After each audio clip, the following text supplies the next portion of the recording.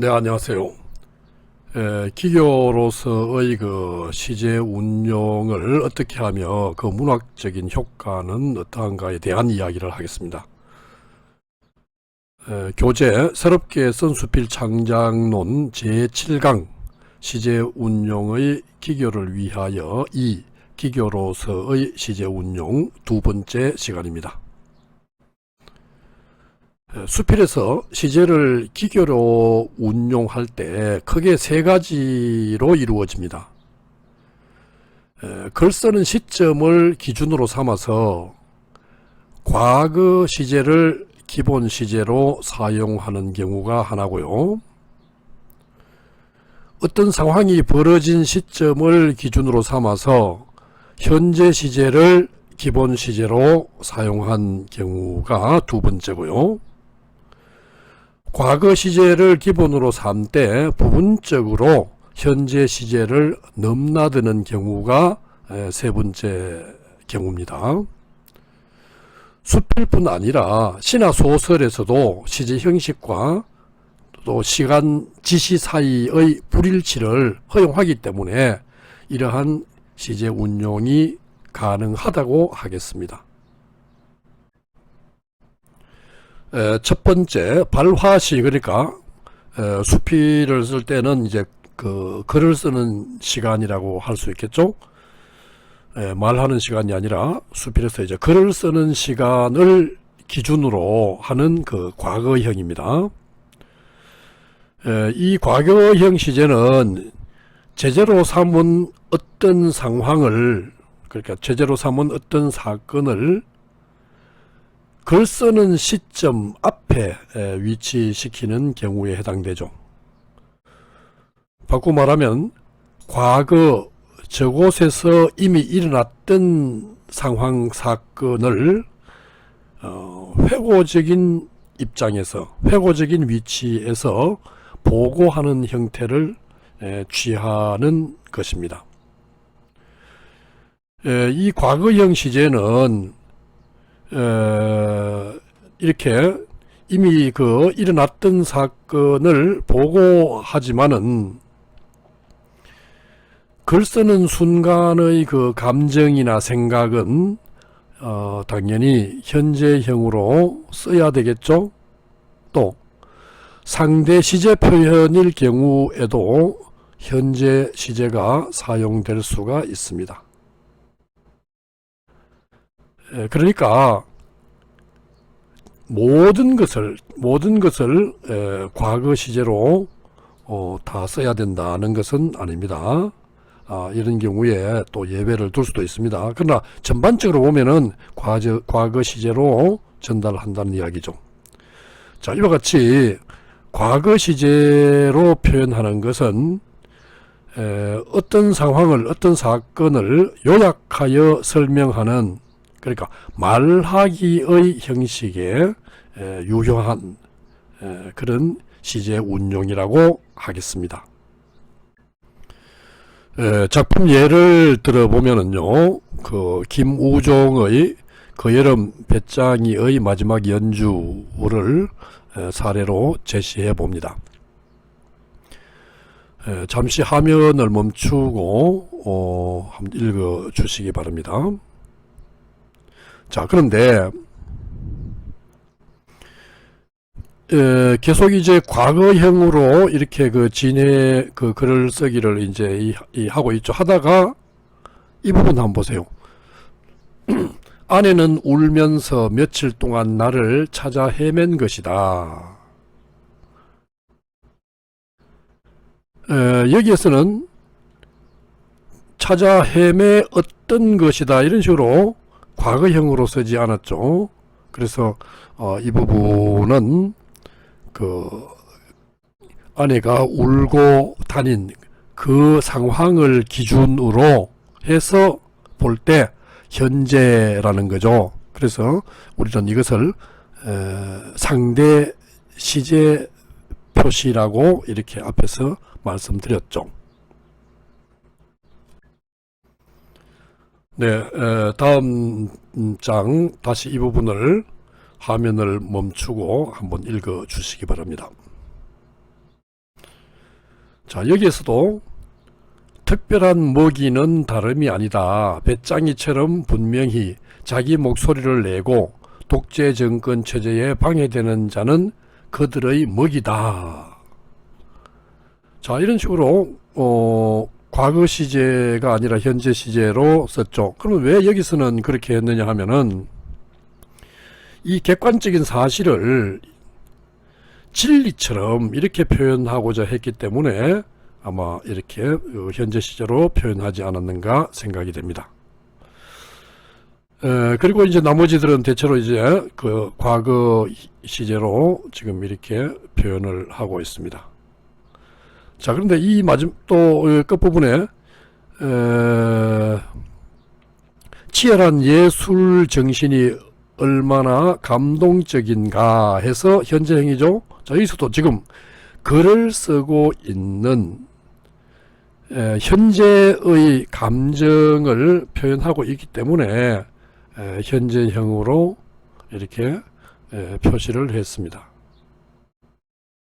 물론 이제 이런 것들 방금 지적한 이 몇몇 이런 것들도 완전히 그 과거 시제로 이렇게 표현을 할 수는 있겠죠. 그러나 한 작품에서 그 모든 문장들이 과거 시제로 표현된 그런 경우는 좀채로 그 예를 찾기가 어렵습니다. 자, 김우종의 그 여름 배짱이의 마지막 연주의 그 일부분을 살펴보았는데요. 이 작품은 박정희 정권의 그 유신 독재 시절 작가가 강의를 하다가 보안사 요원에게 체포되어 갔던 경험을 아주 담담하게 전달을 하고 있습니다. 그럴 의도를 담담하게 전달할 의도를 가지고 이 작품을 썼다고 볼 수 있겠습니다. 어느 날 방 안으로 들어와서 멋지게 울어대던 그 배짱이와 수컷을 잡아먹던 사마귀를 제 목소리 내는 지식인과 또 보안사 기관원의 메타포로 활용하고 있습니다. 그러니까 배짱이는 제 목소리 내는 지식인으로 수컷을 잡아먹던 사마귀는 보안사 기관원으로 이렇게 비유하고 있는 거죠. 그래서 이 작품은 자신의 경험을 과거 저곳의 상황으로 객관화시킵니다. 그러니까 과거 저곳에 일어난 사건으로 거리를 두는 거죠. 그렇게 함으로 해서 감정 절제의 효과를 지닐 수가 있고, 또 자신의 그 아픈 경험조차도 감정적인 거리를 두고 전달함으로써 독자도 객관적인 거리에서 작품 내적 세계를 바라보게 되는 겁니다. 바로 이런 것이 그 과거 시제 표현의 아주 중요한 효과라고 할 수 있겠죠. 자, 그래서 이 과거 시제로 표현하는 것이 현재 시제로 표현하는 것보다도 상대적으로 객관적 신뢰성을 보증해 줍니다. 그것은 바로 심리적 거리를 확보하고 있기 때문이죠. 그래서 수필이 공감을 넓히기 위해서는 주관적인 것을 객관적인 것처럼 표현하고자 합니다. 자, 그렇게 이제 표현하고자 한다면은 경험을 역사화하여,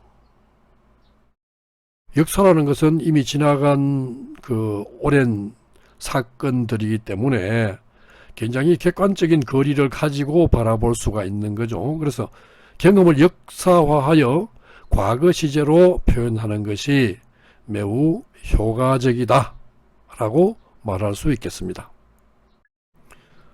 두 번째로 상황시, 그러니까 사건이 벌어진 그 상황이 있었던 그 시간을 기준으로 삼아서 현재형으로 표현하는 방법입니다.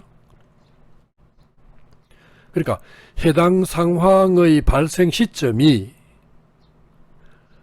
발화 시점, 글 쓰는 시점과 일치하는 것처럼 이렇게 나타내고자 하는 거죠. 이미 그 상황이, 그 사건이 벌어진 것은 오랜 과거인데 마치 그것을 지금 현재 글 쓰고 있는 이 시점과 동시간대의 사건처럼 이렇게 표현하는 것이라는 이야기입니다. 다시 말하면 어떤 상황이 실제로 과거에 일어난 것일지라도 현재의 순간에 벌어지고 있는, 현재 이 순간에 벌어지고 있는 것처럼 표현한다는 이야기입니다. 자, 이러한 그 전략적인 시제 표현을 우리 독자는 매우 자연스럽게 수용하고 있습니다. 그러니까 이미 한참 지난 사건을 왜 이렇게 지금 일어난 것처럼 이렇게 표현해 하고 의아해 하지 않죠. 자, 이같이 지금 이곳에서 일어나고 있는 상황을 직접 겪고 있는 것과 같은 효과를 줍니다. 이렇게 했을 때. 그래서 보여주기 방식의 표현에 적합하죠. 과거 시제가 말하기 방식의 표현에 적합하다면은 현재 시제는 보여주기 방식의 표현에 적합하다는 이야기입니다. 그래서 이 현재 시제는 먼 거리에서 대상을 조망하는 것이 아니죠. 과거 시제는 먼 거리에서 대상을 조망합니다. 그래서 현재 시제는 바로 대상과의 거리를 당겨서 그 대상이 처하고 있는 상황 그 안에서 어떤 행위를 그려내는 겁니다. 그러니까 말하는 화자가 어떤 사건의 상황 내부에 있는 거죠. 그 내부에 위치해서 어떤 행위를 그려낸다는 이야기입니다. 자, 이렇게 했을 때 독자가 글쓴이와 동일한 인상을 받거나 또 글쓴이와 동일한 체험을 할 수 있도록 이렇게 해주죠. 그래서 독자로 하여금 그 상황에 몰입하게 하고 또 생생한 현장감을 느끼게 합니다. 독자로 하여금 그 상황에 이제 몰입하고 또 이 동화되도록 이제 함으로 해서 또 긴장감을 유발시키는 효과도 지닌다 하겠습니다. 한 예로 이상의 권태라는 작품의 한 부분을 보겠습니다. 나는 개울가로 간다. 가물로 하여 너무나 빈약한 물이 소리 없이 흐른다. 뼈처럼 앙상한 물줄기가 왜 소리를 치지 않나. 너무 더웁다. 나뭇잎들이 축 늘어져서 허덕허덕하도록 더웁다. 이렇게 더우니 시냇물인들 서늘한 소리를 내어보는 재간도 없으리라. 나는 그 물가에 앉는다. 앉아서 자, 무슨 제목으로 나는 사색해야 할 것인가 생각해 본다. 그러나 물론 아무런 제목도 떠오르지는 않는다. 그렇다면 아무것도 생각 말기로 하자. 그저 한량없이 넓은 초록색 벌판, 지평선. 아무리 변화하여 보았댔자 결국 치열한 고개의 역을 벗어나지 않는 구름. 이런 것을 건너다 본다. 자, 이처럼 현재 시제로 전부 다 이루어져 있죠. 세 번째, 과거의 현재화라고 하거나 또는 역사적 현재 이런 용어를 소설 이론에서 쓰고 있습니다. 이 세 번째의 경우는 어떤 전략을, 그 시제 전략을 이야기하는가 하면요. 과거 시제 표현을 통해서 지나간 어떤 상황을 쭉 전달하는 가운데 같은 상황인데도 불구하고 부분적으로 현재 시제로 이동시켜 표현하는 경우입니다. 같은 상황에도 이렇게 가능합니다. 같은 상황인데도 어떤 부분은 과거 시제로 또 어떤 부분은 현재 시제로 이래 표현 가능하죠. 그래서 이런 그 경우에는 과거 시제를 기본 시제로 사용하되 부분적으로 현재 시제로 표현하는 그런 경우에 해당되겠습니다. 지금 여기서 한 예로 김산옥의 그 엄마라는 작품을 들 수 있는데요. 물론 여기에서는 동일한 상황을 이야기하고 있는 것은 아닙니다. 김산옥의 엄마는 동일한 상황을 어떤 부분은 과거 시제로 또 어떤 부분은 현재 시제로 표현하는 것은 아니다는 이야기입니다. 이 작품은 과거 시제와 현재 시제를 계속 병행시켜 나가고 있는 이런 작품입니다. 자, 잠시 여기서 보겠습니다. 골짜기는 이미 어둠에 쌓여 길이 보이지 않는다. 희뿌옇게 흘러내리는 달빛으로 인해 산길은 더 음침하고 무섭다. 어디선가 들려오는 부엉이 울음소리에 머리카락이 곤두선다. 바스락거리는 억새 소리가 산짐승 지나가는 것처럼 들린다. 돌밭길을 밟는 소리가 달그락달그락 따라온다. 10살배기 계집애가 가기에는 너무나 무서운 밤길이다. 자, 이와 같이 지금 어떤 상황을 밤길을 가고 있는 어떤 상황을 그리면서 철저하게 현재 시제로 이렇게 표현하고 있습니다. 자, 그런데 그 다음에 이런 부분 한번 봐요. 광원도 산골짝 아늑하고 양지바른 색시 고래는 단 2집이 도란도란 살았다. 우리 집에서 손을 뻗으면 잡힐 거리에 한 집이 있었는데 그곳에는 나와 동갑내기 친구가 살고 있었다. 성은 다르지만 부모님과는 형님 동생 하면서 친동기간처럼 지냈다.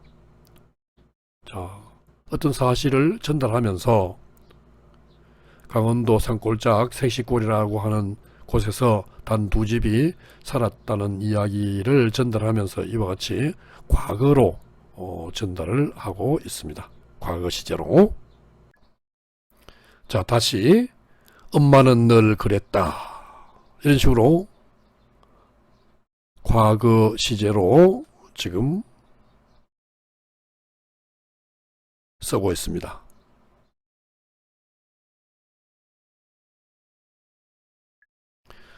자, 그러면 김산옥의 이 엄마라고 하는 작품은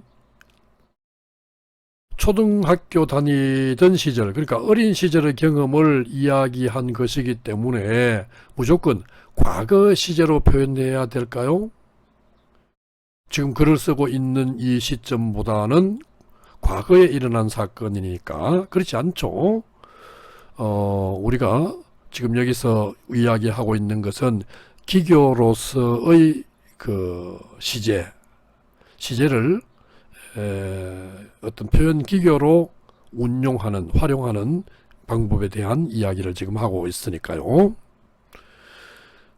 이 작품에서 보다시피 전혀 과거 시제로 표현하지 않아도 어색함이 없습니다.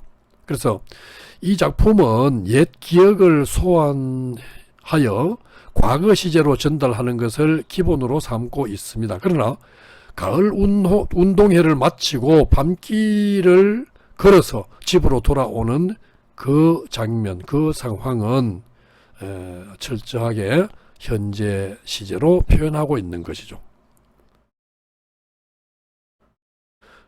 이와 같이 이제 과거의 그 현재화를 통해서 결국 독자들로 하여금 작품 속의 상황에, 작품 속의 그 장면, 그 상황에 직접 가담하도록 하고 바로 그 위치에 독자들을 끌고 가는 거죠. 독자들을 옮겨 놓으려는 기법입니다. 이렇게 함으로 해서 독자들은 훨씬 더 현장감을 느끼게 되죠. 자, 이와 같은 그 기법은요, 수필뿐만 아니라 소설에서도 흔히 확인되는 시제 변용 방식입니다. 고전 소설에서는 현재 시제로 줄곧 표현하다가 마지막 문장, 마지막 서술어만 과거 회상 시제로 끝맺는 경우가 많습니다. 그래서 이와 같은 변용, 과거로 표현하다가 어떤 한 부분에서 현재 시제로 표현하는 이런 것을 소설 이론에서는 역사적 현재다, 이렇게 표현하고 있습니다. 이와 같이 이제 이 과거 시제 중간중간에 이제 현재 시제를 사용하는 것은 특정 상황, 그러니까 현재 시제로 표현한 그 특정 상황의 현장감과 생동감을 살리기 위한 것이고, 이런 그 전략적인 의도를 가지고 표현한 시제다는 겁니다. 자, 이와 같이 우리는 시제를 여러 가지로 어떤 표현 기교로서 활용할 수가 있습니다. 수필을 창작하면서 지금 이 세 가지의 경우를 생각해 하면서 한번 그 시제를 단순하게 그냥 시제로만 그 시간 지시를 하는 것으로만 활용하지 말고 표현 기교로 한번 활용해 주시면은 굉장히 좋겠다. 그러면은 수필의 어떤 문학성을 더욱더 향상시킬 수 있을 것이라고 생각합니다. 예, 오늘 강의는 여기서 마치도록 하겠습니다. 경청해 주셔서 감사합니다.